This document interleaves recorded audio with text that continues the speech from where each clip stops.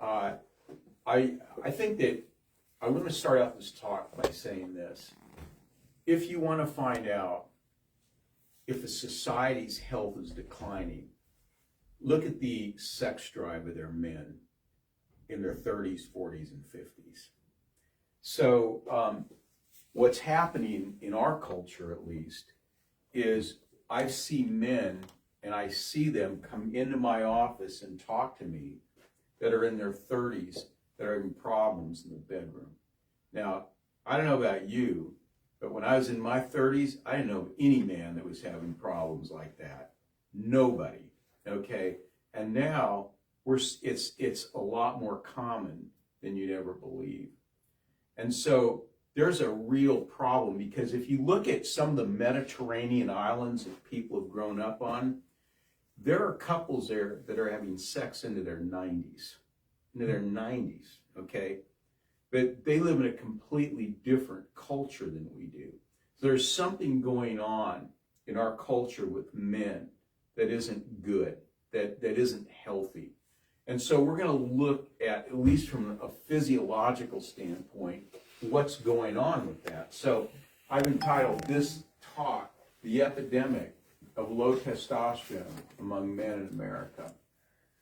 So I looked these statistics up today to be as accurate and as current as possible. There's about 27% of adult men suffer from less than optimal testosterone. Now that's lower than 300, and I would say 300 is low, okay? Less than 300 is really low, because you're looking at the optimal ranges, quote optimal ranges, are like 300 to 900. But really, young men should be like in the 7, 8, 900 range, and they're not, okay? Many men in their 40s and 50s have less than 50% of the testosterone they had when they were 30. And that comes from the Journal of Clinical Endocrinology and Metabolism. And so there's a real issue with that. So what are the symptoms of low testosterone in men? Fatigue and lethargy, not a lot of motivation, weight gain, especially around the middle, sagging physical stamina, loss of muscle tone, depression or mood swings, loss of sex drive, and low sleep quality. And, if you look at the energy drink business, most of the market is with young men, okay? I'm going to tell you an interesting thing. A couple of Wednesdays ago, or Tuesdays ago, Tuesday mornings, because I'm not in the office, and I took my wife to the dentist, which is, her dental office is close to the law school. So I went into the law school just to do some work, do some reading, some work on my laptop. And I was just observing the law students. I thought it was interesting. First of all, I noticed about 40% of the law students there were overweight and out of shape. I saw a lot of the men, a lot of the young male law students, and a few of the females walking around with energy drinks, okay? That just sort of confirms a little bit of what's going on here, because I thought 40% I thought was quite a bit for the average age of the Nebraska law student is 24. Well, you should be out of shape when you're 24. And yet that's what I was seeing, okay? And I thought that was kind of sad, actually. So here's some of the health risks that low testosterone contributes to. Increased risk for premature death from any cause. Increased risk of death from cancer and cardiovascular disease. Increased risk of memory loss. Increased risk for developing clinical depression. And increased risk for inflammation. Now this is low normal, okay? This isn't clinically low, which would be below 300. This would be low normal. So like low normal would be, 3 to 400, right around there. Now, this is a really, really important graph, and I want you to understand this. why adequate cholesterol is important for testosterone production, because testosterone is made from cholesterol. Okay, so what do you think happens if you lower testosterone in men? Or you lower cholesterol in men? What do you think happens? Well, testosterone goes down, okay?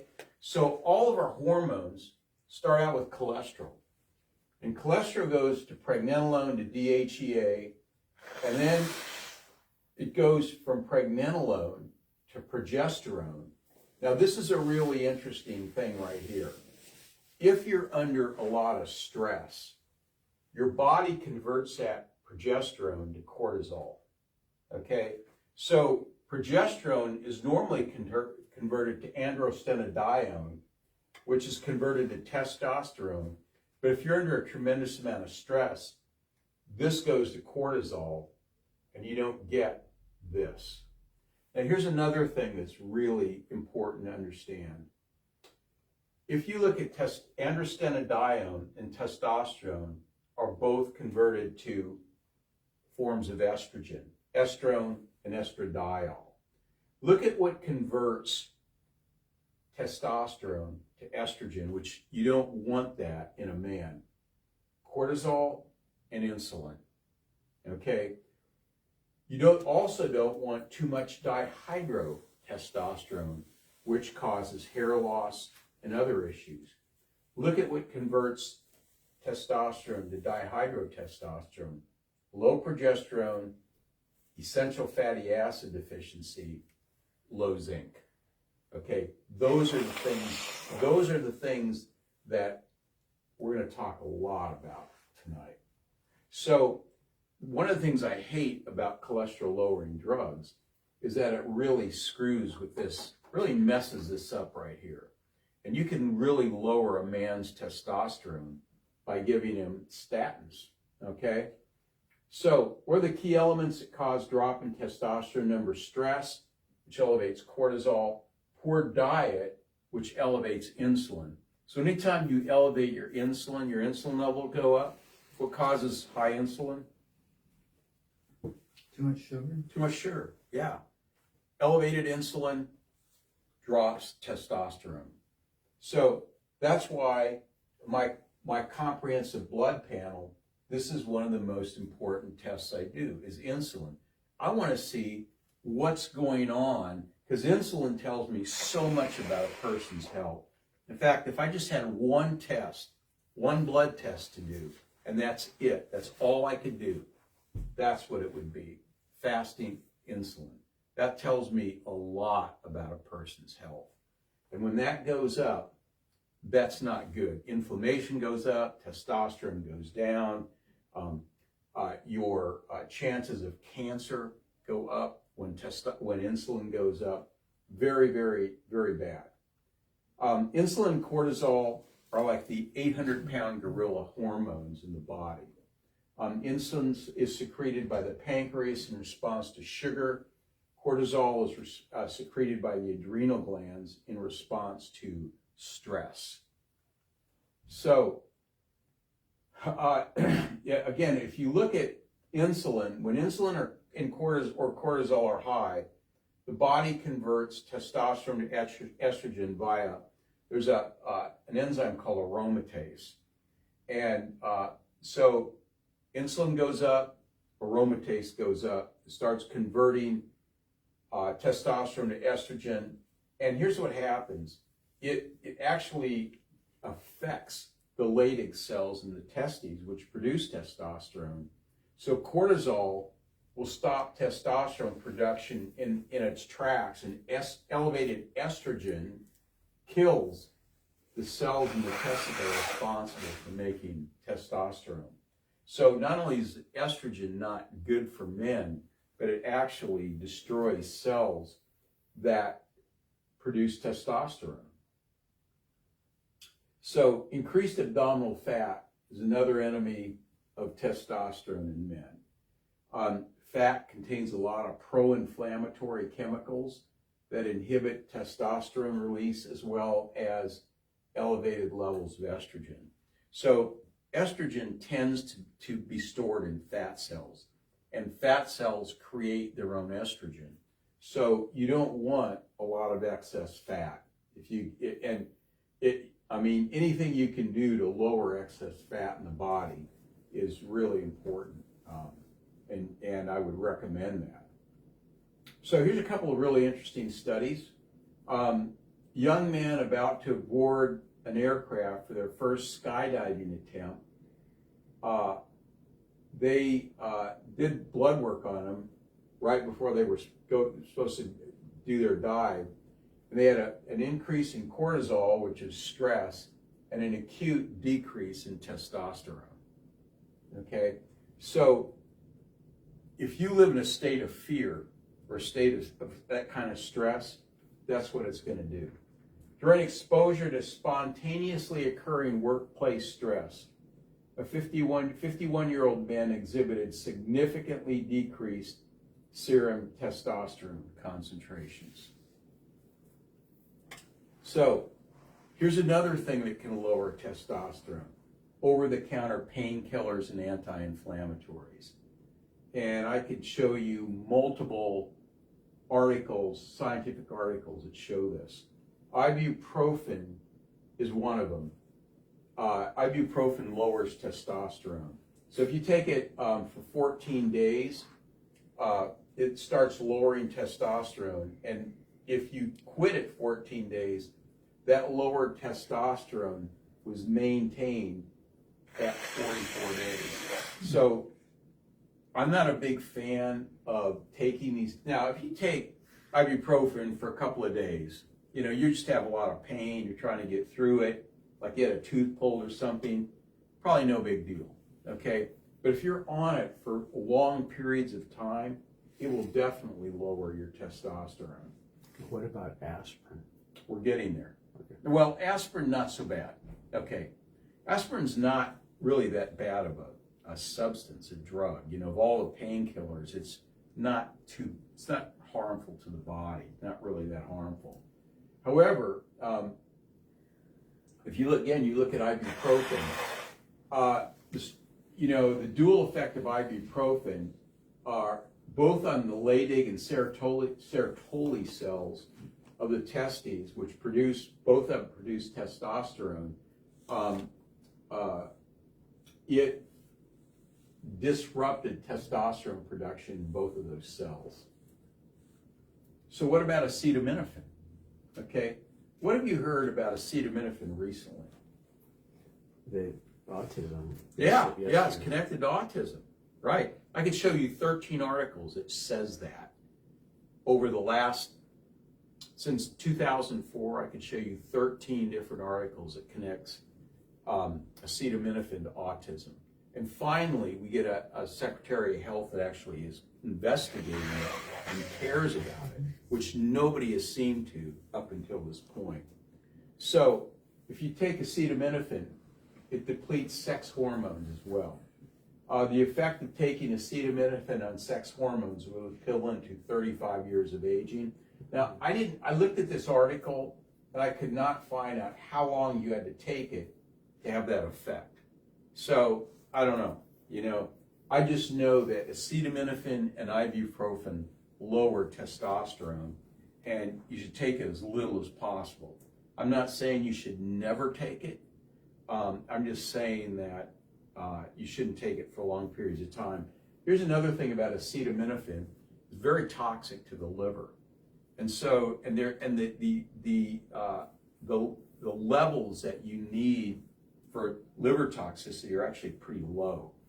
And if you ever have someone who has acetaminophen toxicity in the liver, they need to take N-acetylcysteine, or NAC. That's the antidote to acetaminophen toxicity in the liver.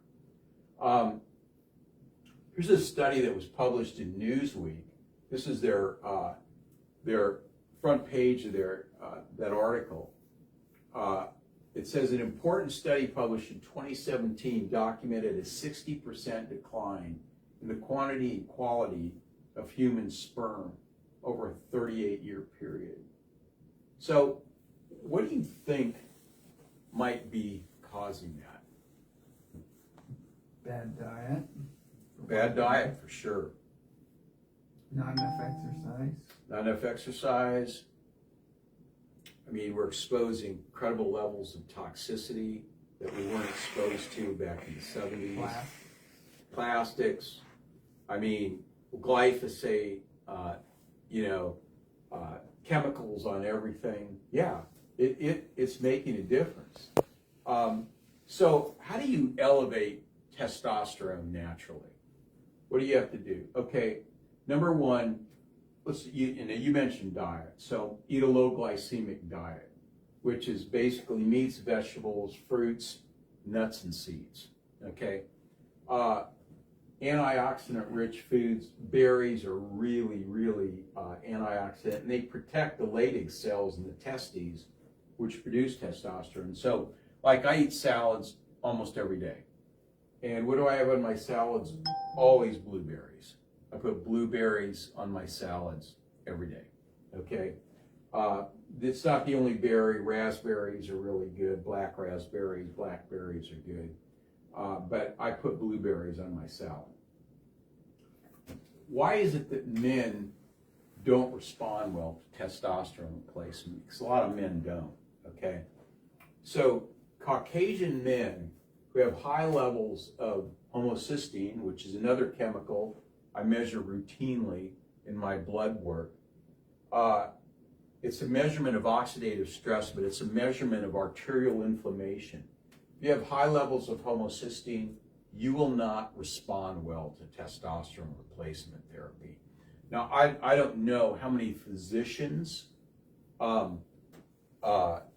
check for this. I don't know. But I know that I check for it, and it's an important chemical.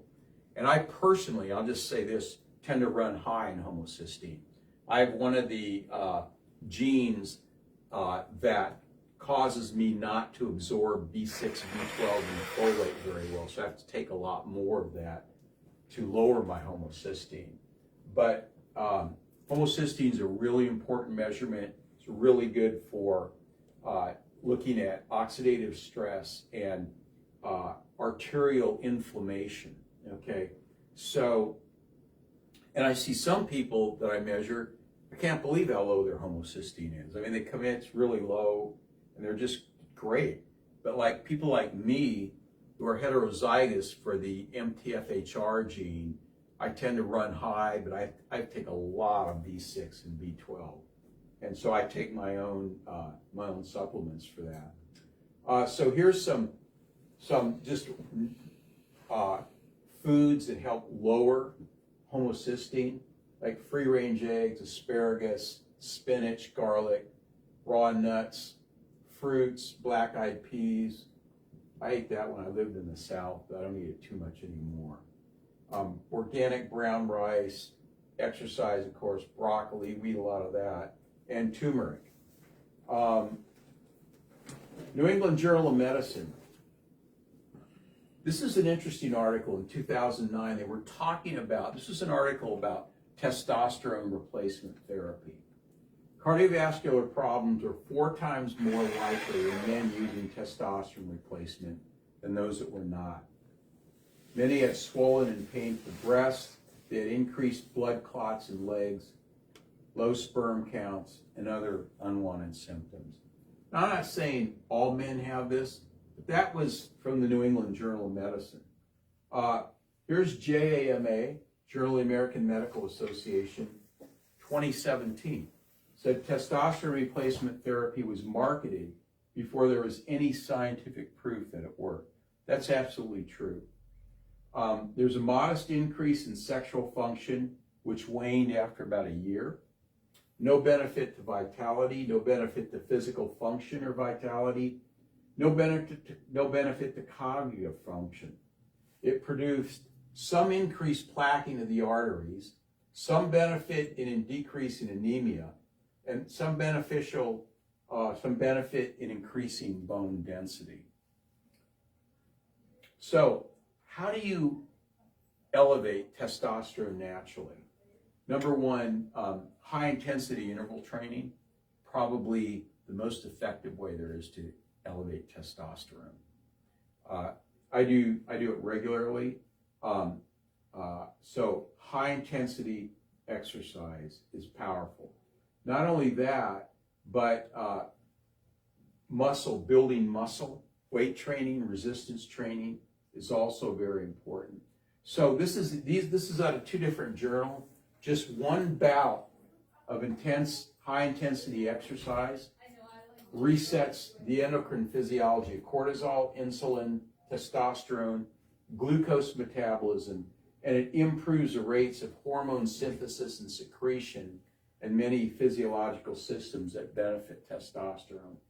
So I do high intensity hill running about 2 to 3 times a week. I don't do it every day, but this is how I start out my exercise regimen, with high intensity hill running. Depending on how much time I have that day, depends on how much I do it.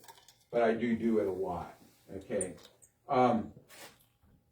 Testosterone switch number 2 is using good supplements to help with that. Phosphatidylserine, I carry that in my office. That decreases cortisol, increases testosterone. I haven't found that a lot of people test well for that when I test them for it. Ashwagandha, really, really good product for balancing out adrenal function. Zinc, very important for testosterone production. Pomegranate juice extract inhibits the conversion of testosterone to estrogen. Tribulus is a great herb for increasing testosterone. I've used it on patients. It really works well, but you got to get a good Tribulus. The stuff that we carry, I think, is the best there is. Tribulus increases testosterone production in the body. It also modulates estrogen as well. So if your estrogen is too high, it'll help lower it. In women, if their estrogen is too low, it'll help raise estrogen in women. It's really, really good for hot flashes in women. And then olive oil. 9 tablespoons a week will increase testosterone in 3 to 4 weeks. So that was at the University of Athens Medical School, August 2018. So what do I use on my salads? Always olive oil, always. I don't use any commercial salad dressing. Commercial salad dressings are just plain toxic, okay? They won't kill you immediately, but they're toxic. I could go into lots of reasons why. So let's look at the relationship between structure, emotion, and biochemistry, which are the three sides of the pyramid of health. So if you look at, let's go back to here. So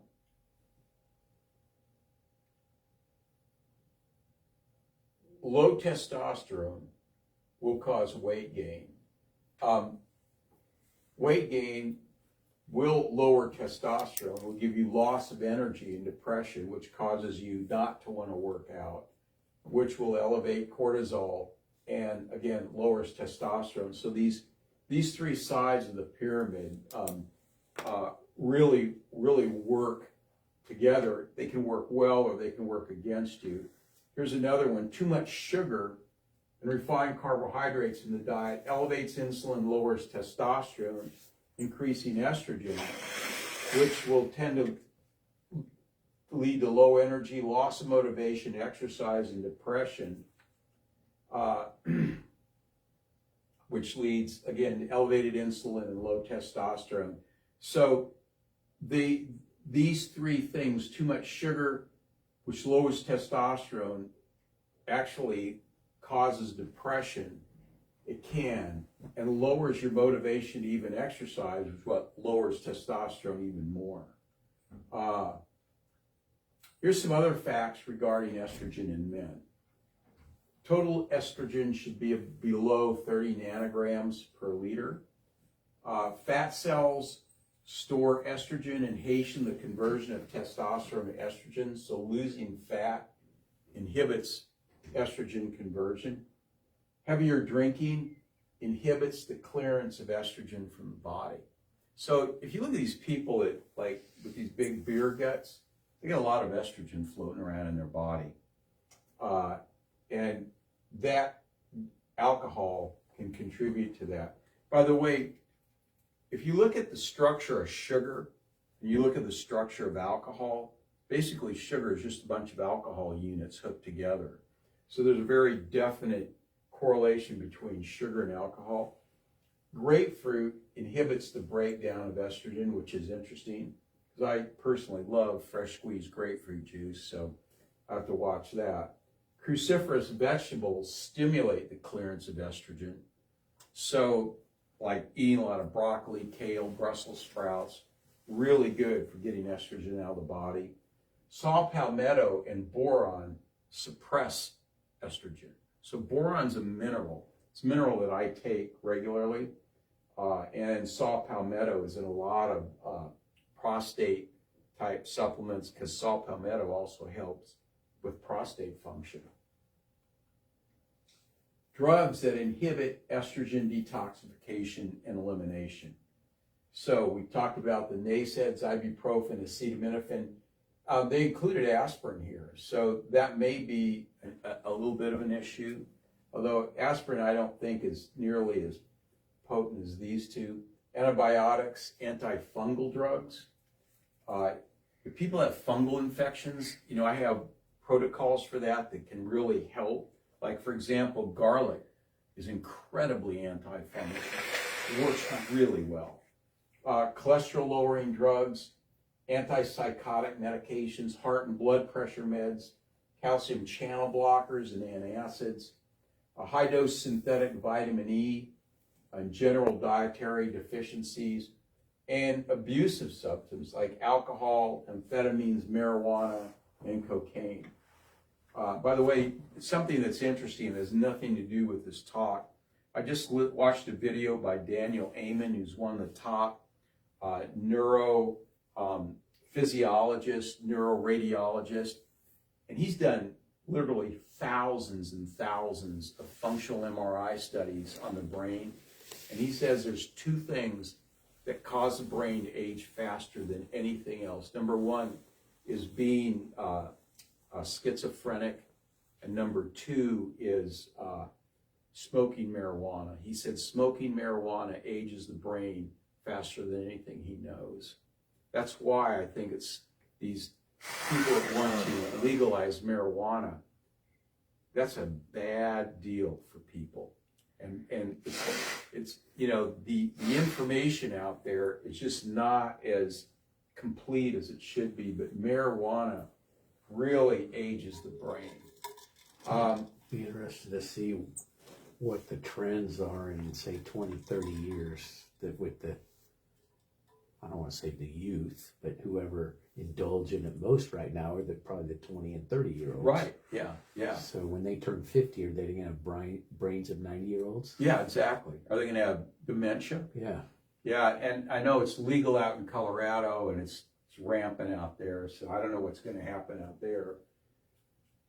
Let's talk about dihydrotestosterone. When dihydrotestosterone goes up, it's deposited in hair follicles. It's toxic to hair follicles, causes hair to fall out. Why is testosterone converted to DHT? Low progesterone, deficient essential fatty acids. I highlighted that because essential fatty acid deficiency is rampant in our culture, rampant, okay? I just had a fatty acid test done on myself, and I was deficient in omega-3 fats, so I'm taking a lot of it right now, taking it in liquid form. It wasn't awful, it wasn't as bad as most Americans, but it was still not as good as it should be. So why are people so deficient in essential fatty acids? Anybody know? We don't eat much fish. Don't eat a lot of fish, okay? You can also get essential fatty acids in pasteurized eggs, okay? And walnuts, you know, are also a good source of that. And if you look at highly processed foods, what is in those foods? Processed fat, okay? That's not this. It's not essential fatty acids. So the test that I do, the essential fatty acid test that I do, also looks at what's called a arachidonic acid to EPA ratio. And that ratio basically tells you how much processed food you're eating. Okay, when that ratio is high, you're eating too much processed food. Okay, that test, I love that test, the essential fatty acid test, because it really tells a lot about human function that a normal blood test doesn't even touch. Low zinc, extremely important for prostate function.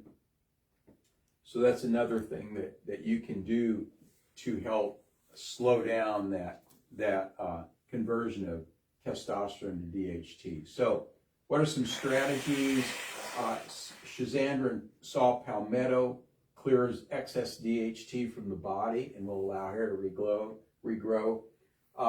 Spanish black radish, boron, cruciferous, complete. These are products I carry.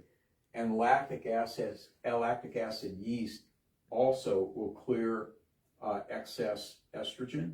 Okay. So of these products right now, I take boron. Okay.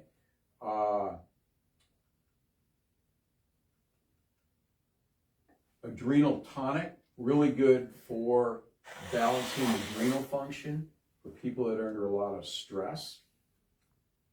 How do you find out what your levels of testosterone and estrogen and insulin are? We can do a comprehensive male hormone test, which is a saliva test. That goes through that entire panel that I just showed you earlier, from cholesterol all the way down. It'll show you exactly where you're at. You can do a fasting insulin, just to find out if your insulin is high. Adrenal stress index test will tell you what your cortisol levels are. And we can do total and free blood testosterone, which will give you a good idea of how much testosterone you have and how much testosterone is actually available to the cells to use. So those are some really good tests to do that you can really tell a lot about what's going on with your health. Okay, any questions? Yes, Paul. I've read somewhere within the last few months that